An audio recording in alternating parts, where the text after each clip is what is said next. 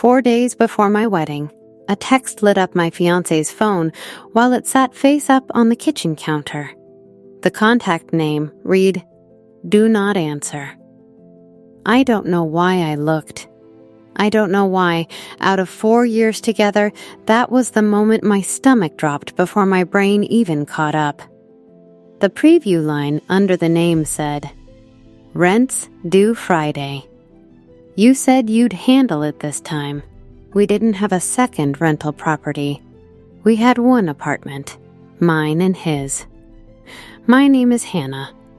This is the story of the $8,000 I found 4 days before my wedding and the woman it had been quietly supporting the entire time we were planning ours. Ryan and I met 4 years ago at a coworker's barbecue, the kind of meeting people describe as easy, because it was.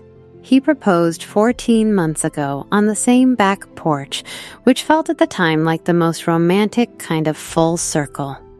We'd been saving together for 2 years a joint account, half wedding fund, half future house down payment. I didn't know any of this mattered yet, standing in my kitchen with his phone lighting up in my hand. I know it now because of one contact name, saved years before I ever noticed it. Do not answer. I'll get to her. First, you should know how much I trusted the man whose phone I was suddenly holding like it might explode. Ryan was steady, reliable. 4 days before our wedding, I still believed every part of that. The first sign, looking back, 8 months ago, Ryan started taking calls on the back porch instead of the couch, door shut behind him. The second, our joint savings stopped growing the way our spreadsheet said it should, month over month. The third, he started handling vendor deposits alone instead of together, the way we'd done everything else for the wedding. The fourth, 3 weeks ago, he flinched at a car with an out-of-state plate beside us at a red light. He said it reminded him of an old coworker. I believed him. The fifth, the one I couldn't explain away, Do Not Answer, isn't a random name. It's a name you deliberately save that way, on purpose, to make sure you won't answer it in front of someone by accident. That's not a wrong number. That's a contact you're actively managing. I opened our joint bank app instead of sleeping and started reading 3 months of transactions I'd never once scrutinized. $8,100 moved out of our joint account over 5 months. In amounts just small enough to look like ordinary wedding expenses if you never checked the vendor names against the actual invoices. 3 of those vendor deposits led nowhere. One led to a property management company. A 1-bedroom apartment, tenant name, Bree Sandoval. I called the leasing office pretending to be a potential tenant and asked how long the current tenant had been there.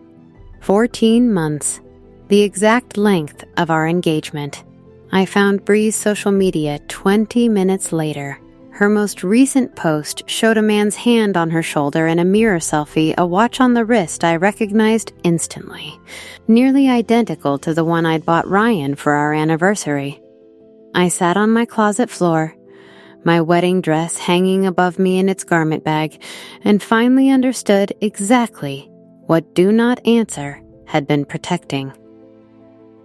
I confronted Ryan. That same night, the photos and bank records already saved to my own phone.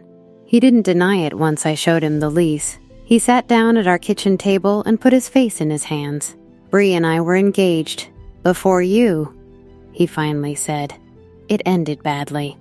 She showed up again last year, going through a hard time, and I told myself I was just helping a friend. For 14 months, I said, funded by our wedding account. It became more than helping, he admitted. I kept telling myself I'd end it before the wedding. I just kept not doing it. Notice what he didn't say.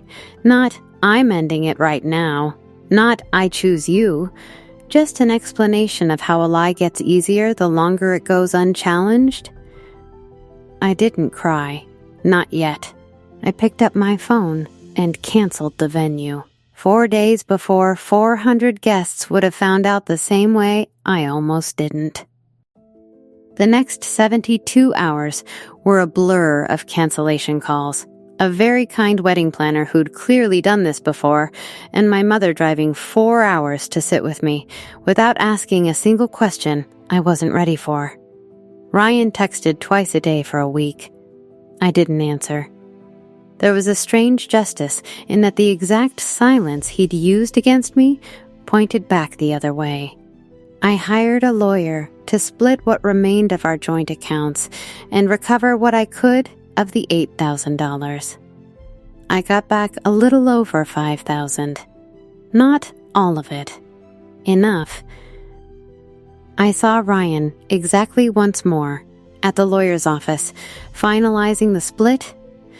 "I really did love you," he said, on our way out. "I believe that," I said. "I also believe you loved not choosing." More, he didn't have anything to say to that. The justice I got wasn't a dramatic public reveal. It was quieter than that 400 guests who never sat through a wedding built on a lie.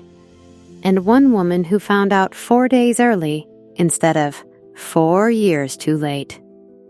It's been 7 months since I canceled that wedding. I still have the dress. I haven't decided if I'll wear anything like it again. I changed one thing that actually mattered. Every account with my name on it has alerts on for anything over $200. Not because every future partner is Ryan, because I never want I didn't check to be the reason I find something out 4 days too late again. Some secrets label themselves, if you're paying attention. I'm paying attention now